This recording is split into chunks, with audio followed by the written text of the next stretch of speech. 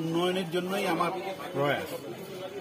আমি এমনি নর্মালি যখন পড়াশোনা করেছি তখন হোল লাইফ ট্রেনে করেই গেছি। ইভেন এখনও যদি ফাঁকা পাই কোনো জায়গায় বেড়াতে গেলেও আমি ট্রেনে করে যাই।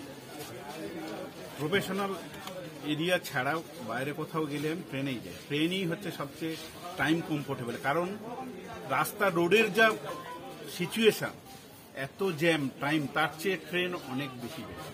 আর শুধুই কি সেই জন্যই নাকি ট্রেনের মধ্যে গেলে প্রচুর মানুষের সঙ্গে আপনার যোগাযোগ করা সম্ভব হবে, সেটাও একটা ব্যাপার? সেটা তো একটা ব্যাপার আছে, কিন্তু সেটার চেয়ে বেশি দরকার যে সাধারণ মানুষের যে উন্নয়ন, সেটাই আমার প্রয়াস। কারণ আমি যখন স্কুল কলেজে পড়াশোনা করেছি তখন তো ট্রেনেই যাতায়াত করেছি, তখন তো অন্য কোনো কিছুতে যাতায়াত করি না। মানুষকে কি বলছেন?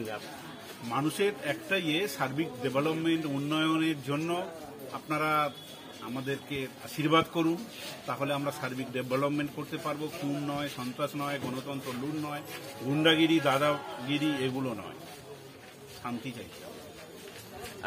কি আশা করছেন জয়নগরের মানুষ এবারে আপনাকে ভোট দিয়ে যেতে হবে? মানুষ যেভাবে পথে নেমেছে গণতন্ত্র প্রতিরোধ করতে পারলে 100%। আর প্রত্যেকবারই আপনারা শাসক দলের বিরুদ্ধে একটা ভোট লুট সন্ত্রাসের অভিযোগ করেন। এবারে কি সংগঠন ততটা মজবুত হয়েছে যে সেই সন্ত্রাস ভোট লুট আটকাতে পারবেন? ডেফিনেটলি সংগঠন তো অনেক আগের চেয়ে অনেক মজবুত হয়েছে। প্লাস এবারে আমরা নির্বাচন কমিশনের কাছে আবেদন করেছি যাতে করে কেন্দ্রীয় বাহিনী থাকে এবং সিসি ক্যামেরা থাকে প্রত্যেকটা বুথে।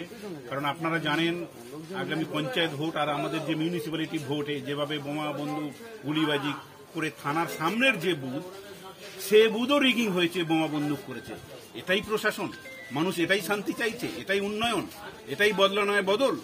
বদল প্রকৃত করতে গেলে মানুষের, সাধারণ মানুষের উন্নয়ন, ডেভেলপমেন্ট, গণতন্ত্র ফিরিয়ে মানুষের অধিকার, মানুষকে ভোট দিয়ে দিন, মানুষ যাকে চাইবে তাদেরকে গণতন্ত্র প্রয়োগ করতে দিন, সেটাই হচ্ছে মানুষের উন্নয়ন।